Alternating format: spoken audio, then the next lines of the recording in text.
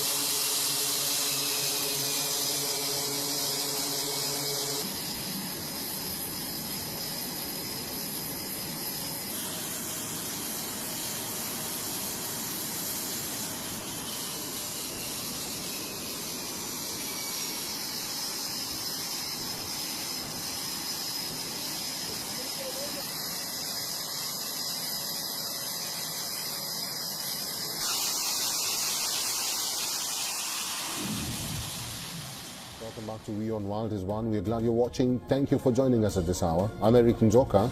The headlines.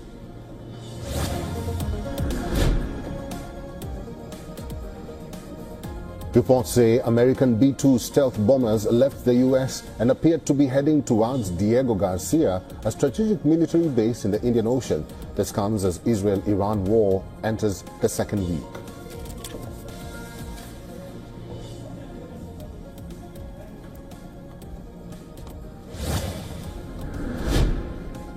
IDF chief claims to have killed two Iran Quds Force commanders, Saeed Izadi and Benam Shariyari, in Israeli strikes.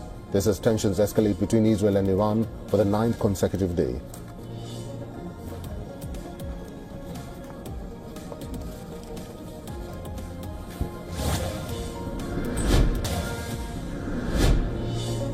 Tehran witnesses massive traffic jams as people from northern Iran throng the capital city. Highest traffic volume recorded on the North Tehran and the Firuz Koh highway.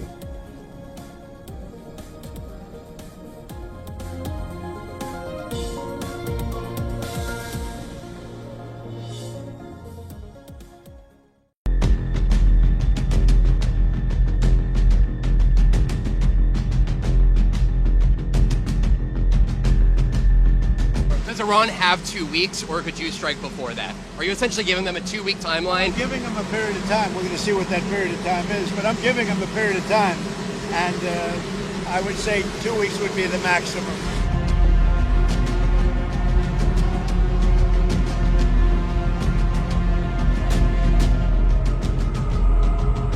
Mr. President, the Iranian foreign minister this afternoon said if the U.S. is serious about negotiations, that you would call up Israel and request that they stop their airstrikes. Will you make that request? Well, I think it's very hard to make that request right now. If somebody's winning, it's a little bit harder to do than if somebody's losing. But we're ready, willing, and able, and we've been speaking to Iran, and we'll see what happens. We'll see what happens.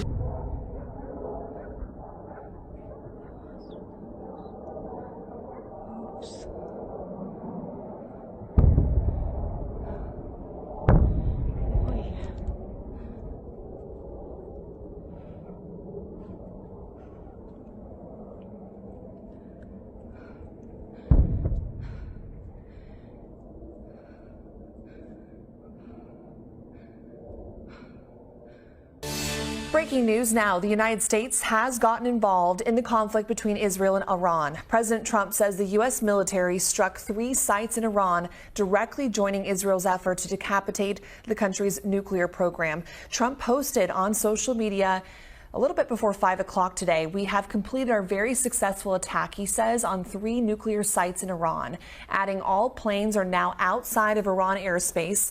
Now is the time for peace. The president plans to address the nation at 7 p.m. our time. Last night, the U.S. military moved multiple B-2 bombers from an Air Force base in Missouri. Meanwhile, more airstrikes were exchanged between Israel and Iran overnight. Reed Binion has the very latest. As the Israel-Iran conflict extends into its second week, the two sides exchanged fresh strikes overnight Friday into Saturday. Israel targeted Iran's largest nuclear research complex, according to an Iranian official, while Israel said it killed 2 commanders of an elite branch of Iran's Islamic Revolutionary Guard Corps. Israel's military also said 2 Iranian drones managed to get past Israel's air defenses, a rare event, striking sites in the north and south. Meanwhile, President Trump says the clock is ticking on a possible diplomatic solution before he decides on U.S. involvement. We're going to see what that period of time is, but I'm giving them a period of time, and I would say 2 weeks would be the maximum. But so far, there haven't been any breakthroughs during talks in Geneva and Turkey. Iran's foreign minister said his country won't negotiate with the U.S. while Israel's bombardment continues. Iran is ready to consider diplomacy once again. And once aggression is stopped and the aggressor is held accountable for the crimes committed. The foreign minister adding that if the U.S. gets involved in the conflict, it would be, quote, very dangerous for everybody. Reed Binion, King 5 News.